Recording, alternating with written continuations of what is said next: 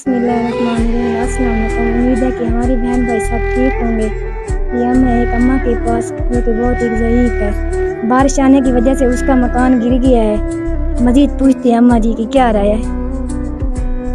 ये मदद सब मकान बनवा के देवन वो लाखों ने सब भी की जरूरत नहीं सारा मकान का सब मेरे बच्चे हैं बच्चे अकेले मुए तो घन के बना अपने बच्चे आदमी अम्मा बीबी होनी तो अपनी इच्छा तेरे पले दिए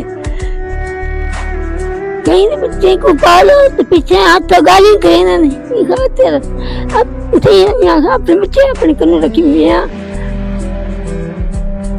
सारी भी फौत हो गई असहाय गरीब बंदे। तो ठीक है बहन भाई, आपने सुन लिया कि अम्मा जी का कहना है कि हमें मकान बनवा दे जो कि बहुत ही गरीब है। हमारे बहन भाई जो भी इस वीडियो को देख रहे हैं इस अम्मा की हेल्प करें।